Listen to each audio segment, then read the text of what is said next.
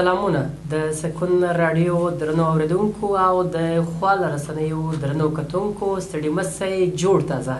په دې هیله جوړ روغ به یاست شاعرانه بانډار خپرونې ته مو هرکلی درنو اوریدونکو او لیدونکو دې خپرونه کې موږ بېلابېل شاعران لیکوالان او ادبپال راډاوت کوو د هغوی پر ژوند ادبي هڅو او لاسته راوړنو ورسره څو شېبې غږېږو نن خپرونه کې بیا هم راسره هلمند میشت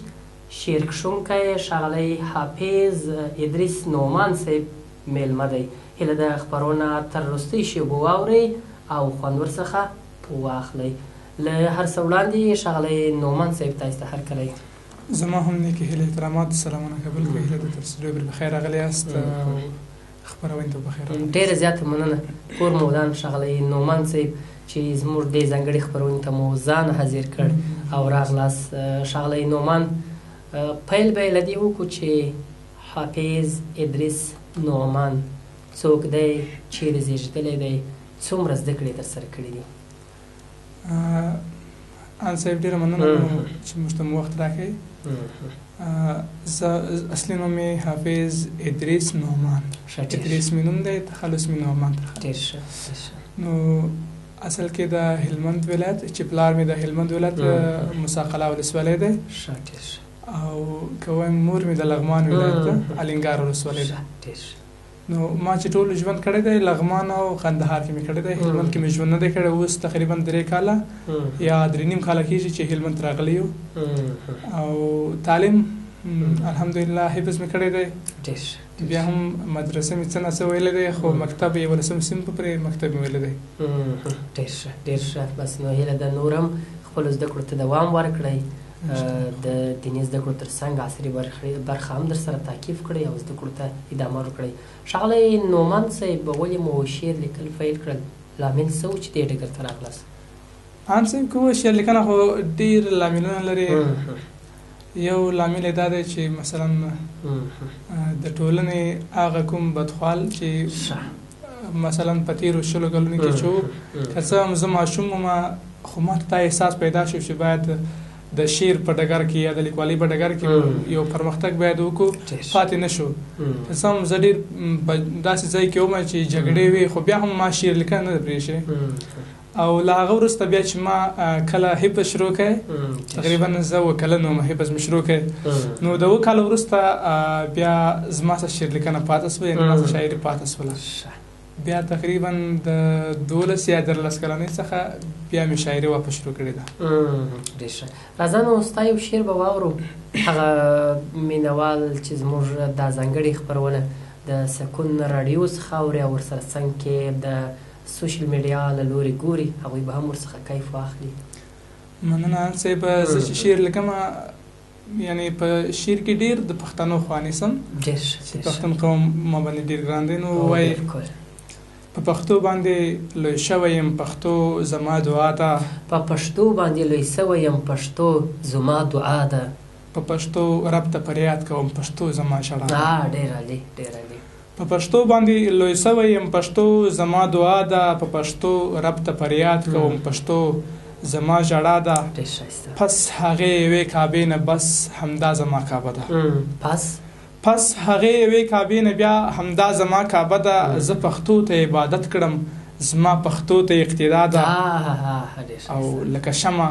ماته تور تورتم سهار کړي لکه شمع ماته تورتم سهار کړي لکه شمع ماته تورتم سهار کړي بس همدا زما څراغ دی او پښتو زما رڼا ده زه یې لولم زه یې څکم زه مین پرې یم ان صاحب زه یې لولم زه یې څکمه زه مین پرې یم دا پښتو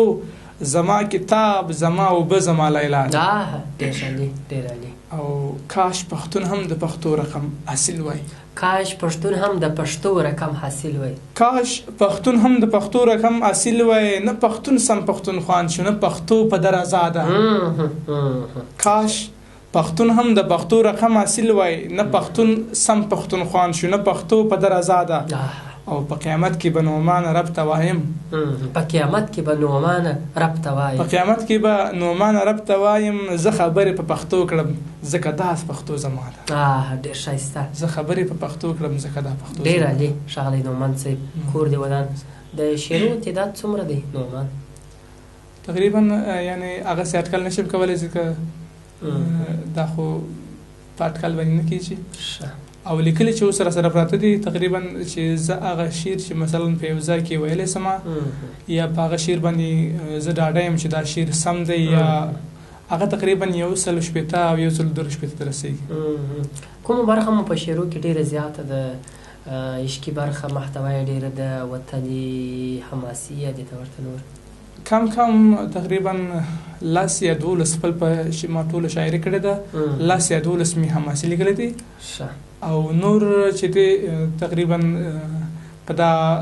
نور پاتې کې 80% چې دی هغه د افغانیت د پښتو یا د مثلا عام شعرونه دي او هغه پاتې چې دی هغه عشق دي ټول د غزل په فورم کې دي مختلف دي نو ځینې د کلمې شته پکې نو یو بل شعر به هم درڅخه واورو تر څو خپرونه خسته تمامه نه سي اورېدونکي ستا له خوږو اشعارو څخه خوند واخلي مننه ژوندي وسې وایي 4 بیته دي وایي چې دی د غېږه غواړي ته ورله زړه ورکوه چې دی د غېږه غواړي ته ورله زړه ورکوه دا بیت یې سراجي صاحب ډالۍ وی چې دی د غېږه غواړي ته ورله زړه ورکوه چې څه هغه غواړي نو ته ورته هغه ورکوه راځه هېواد کې د یووالي په نوم کښت وکرو زه به یې تخم کرم ته ورله اوبه ورکوه ډېر عالي ډېر عالي راځه هېواد کې د یووالي په نوم کښت شین کړو زه به یې تخم کرم ته ورله اوبه ورکوه او دا د لیلا ده بې سینګاره به یې نه پرېږدې کله یې شونډې سرې کله یې شونډې سرې کړه کله بیا رانجه ورکړه ډېر ښایسته ډېره مننه نعمان صاحب کله ترنم هم فکر کوم چې کوئ نو چې د ملګرو پوښتنه وي بیا ورته کوی شو انشاءالله څه لامل و چې د شعر لیکلو یا شعر کښلو تر څنګ نعمان ترنم ته راغلی دا نو د ملګرو تشویق و دا د ملګرو تشویق نه وای بیا ونې ترنم نه کول نه ترنم سره مې علاقه نه وه مخکې بس نو د دې ملګرو تشویق ستا په ذوق بدل سو او بالاخره ته دې تشویق کړلې تر څو راسې ترنم وکړې نو څنګه دې خوښه ده چې ستا یو ترنم واورو اواز خو مې اواز نه دی خو بیا هم یو لاند ترنم درته وکړم ټپیز راسره دې خوند به وکړې ټپې نشته راسره تل خپل حسن نا خبر یې ته د هلمند کپې خور یې ته په قیمت لکه سره زر یې جانانه حسن دې بیخي خوند راکوینه ډېر عالي ډېر عالي له رنګه روغ او جوړ سړی یم دا ستا په نوم باندې ژوندی یم یا پتا پسې ځلېونی یم جانانه راشه زما وکړه علاجونه ډېر عالي ډېر ښایسته ته مې هم ځان هم مې ژوندون یې ته خو زما د زړه سکون یې ته زما ژوند ته یو قانون یې زه بې قانونه ژوندون کله تېرومه سترګې دې خپلې کړلې تورې بیا دې په ما باندې کړې پورې غمازان ټوله راته ګوري ته داسې مه کوه دا ډېر تاوان کوینه ډېره مننه ته داسې مه کوه دا ډېر تاوان لري نه سترګې تورول نو رښتیا هم تاوان لري ځینې خلکو تاوان کوي ما غوندې بدرنګه خلکو تاوان نه لري ډېره مننه نعمان صاحب څومره ترنمونه مو کړي دي غږ مو ډېر ښکلی و کیدای شي اورېدونکو هم قضاوت کړی وي او خوند یې ورڅخه ایستی وي ترنمو تعداد څومره دی مننه ان صاحب که رښتیا وایم ترنم یو د رمضان په اړه باندې ثبت کړی مې شروع کې ثبت کړی دی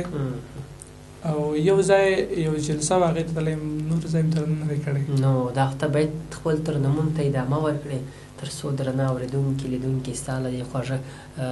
او کیف لرونکي غږ څخه خوند واخلي. انشاءالله که وخت و او که خدای کوله که ژوند باقي و نو ترنم ډېره مننه. راځه وروستی شعر درڅخه واورو نعمان صاحب چې څه ډول شعر زموږ او خوږو اورېدونکو سره شریکوئ. وایي دلته یو ځوان دی بل رنګ انسان دی. دلته یو ځوان دی دلته یو ځوان دی بل رنګ انسان دی، نیم لیونی دی په زړه روغ سوری دی، په چا مین دی په زړه دردمن دی، له ژونده تنګ دی ډېر نفس تنګ دی، له ژونده بیزار دی د مرګ انتظار دی،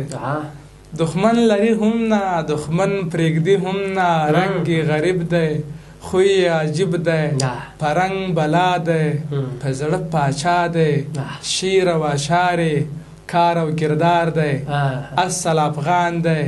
نیم د هلمند دی نیم د لغمان دی، نوم به یې واخلم هغه نعمان دی.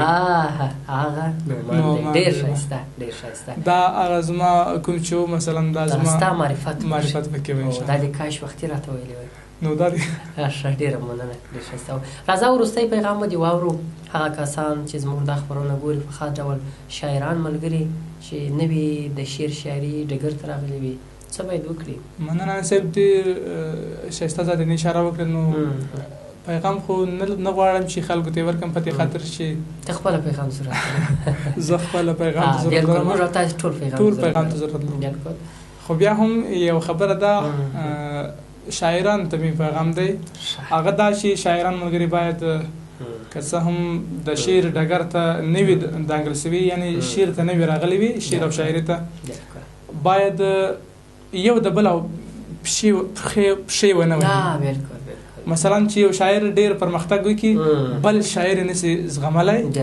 بس نو ورته که نه شاعري خو همداسې کار دی چې ختمیږي نه، که څه هم ته په اخته سي پښې ورته وهي خو بیا هم نه ختمیږي. او بله خبره دا چې شاعر کې باید څو خصلته وي، هغه دا چې شاعر باید مغروره نه وي. که شاعر غرور ولري هغه شاعر نه دی، ځکه دی د پښتو یا د یو ژبې یا د یو ټولنې خدمتګار دی، دی باید غرور ونه لري. او یو خبره هم خبره دا چې شاعر باید صفا پاک سوتره وګرځي. دا نه وایم چې دی داسې موډرن وګرځي چې هغه دی مثلا په نورو ځایو کې څوک دا جامې اغوستلی نه شي، خو نه باید دی صفا وګرځي، نظافت باید مراعات کړي. ډېره مننه ډېره مننه ژوندي اوسئ. ډېر زیات مننه. د سکون راډیو درنو اورېدونکو او د خواله رسنیو درنو مینوالو دا وه شاعرانه بانډار ځانګړې سوې خپرونه چې نن مو هلمند کې د حافظ ادریس نعمان صاحب سره چمتو کړې وه. تر یو بلې خپرونې ښې چارې د الله په امان.